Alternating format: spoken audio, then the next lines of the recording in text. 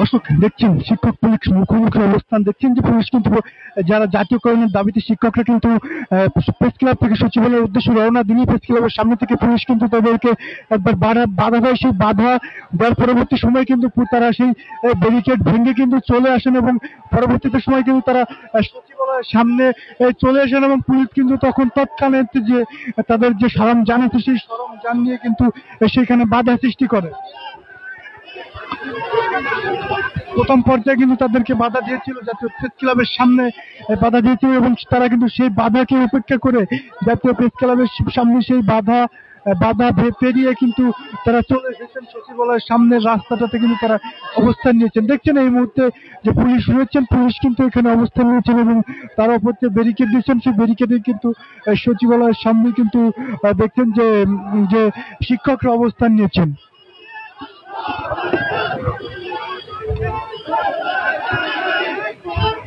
দর্শক সরাসরি যুক্ত হচ্ছে আপনাদের সাথে বিশ্ব বাংলার ফেসবুক অফিসিয়াল পেজ থেকে দেখানোর চেষ্টা করছি যে চাকরিচ্যুত যে বেসরকারি যে শিক্ষা প্রতিষ্ঠানগুলো আছে সেই বেসরকারি শিক্ষা প্রতিষ্ঠানগুলো সরকারি করার দাবিতে কিন্তু শিক্ষকরা কিন্তু দেখছেন যে এখানে অবস্থান নিয়েছেন এবং তারা পুলিশের ব্যারিকেড সরানোর চেষ্টা করছে। দেখছেন সেই ব্যারিকেড সরাইয়ে কিন্তু তারা সচিবালয়ের দিকে ঢোকার চেষ্টা করছে। সরাসরি যুক্ত করেছে আপনাদের থেকে রাজধানীর সচিবালয়ের ঠিক সামনে থেকে। দেখছেন যে পুলিশ কিন্তু এখানে শক্ত অবস্থান নিয়েছে।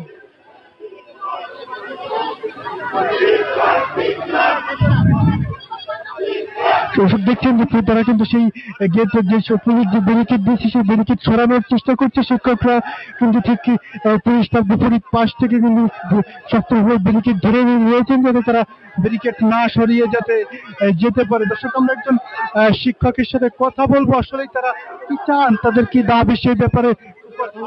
যে পর্যন্ত আমাদের আন্দোলন সরকার না মেনে নিবে সেই পর্যন্ত আমরা আমাদের রাজপথ ছাড়ব না। আমরা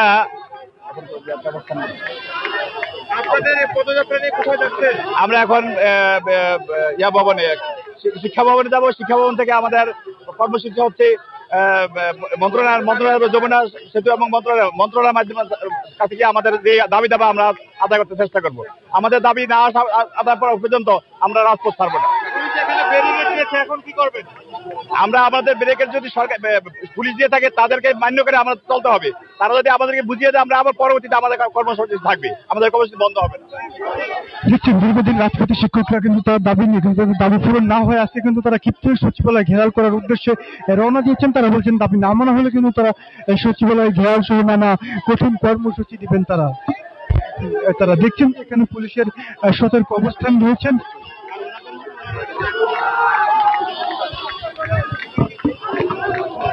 দেখছেন যে এখানে কিন্তু শত শত শিক্ষকরা অবস্থান নিয়েছেন এবং তার আগে কিন্তু পুলিশ কিন্তু এখানে অবস্থান করছেন। দেখছেন আপনাদের সরাসরি দেখাচ্ছি।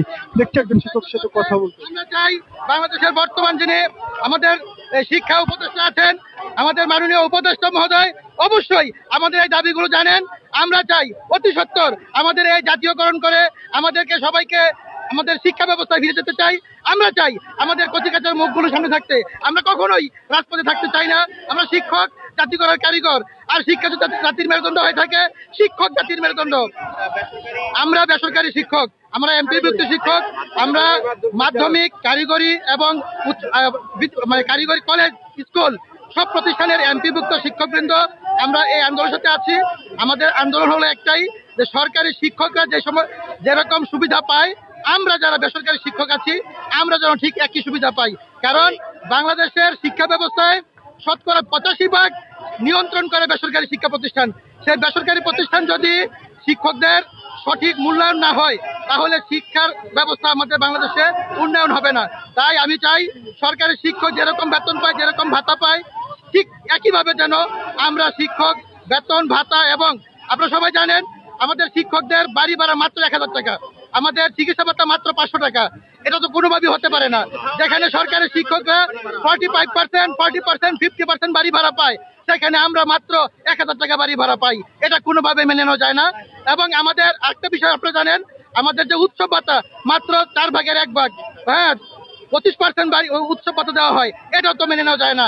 একজন সরকারি চাকরিজীবী পুরো বেতনের সমান উচ্চ ভাতা পায়, তাহলে আমি কেন পাবো না? এটা তো ন্যায্য দাবি। তাই আমি আপনাদের কাছে বিনীত অনুরোধ করব, যারা মিডিয়ায় কর্মরত আছেন, আমাদের এই দাবিটুকু সরকারের কাছে তুলে ধরবেন, আপনাদের মিডিয়ার মাধ্যমে এটা সুন্দরভাবে প্রচার করবেন, সেই প্রত্যাশা রাখছি। ধন্যবাদ সবাইকে।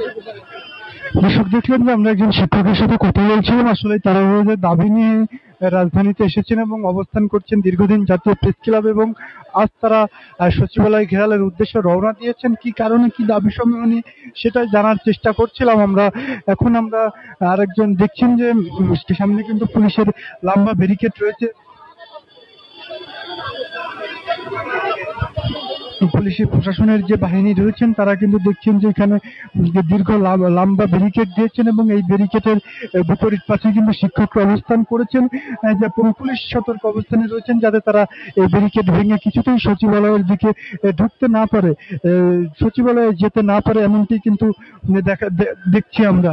পুলিশ কিন্তু তাদের সাথে কথা বলছেন এবং পুলিশ তাদেরকে নিয়ন্ত্রণে রাখার চেষ্টা করছেন স্বাভাবিকভাবেই, যাতে কোনো প্রকার শক্ত অবস্থাতে না যেয়ে যাতে তাদেরকে নিয়ন্ত্রণ করা যায়। পুলিশ কিন্তু সেই প্রচেষ্টাতেই রয়েছেন।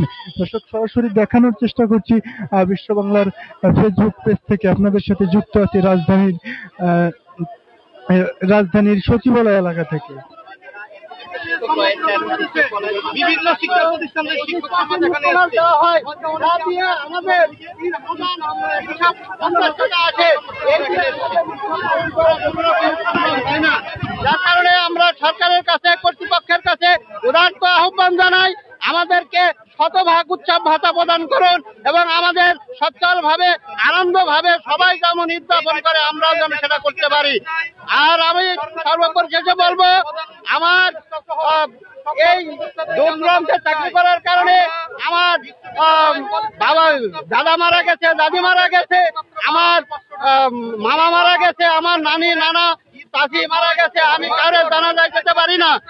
এই জন্য আমি সরকারের কাছে উদারত আহ্বান জানাবো, সার্বজনীন বদলিটা যেন তারা চালু করে, সবারকে যেন এই পরিবার সহকারে বেঁচে থাকার জন্য সাহায্য করে। ধন্যবাদ।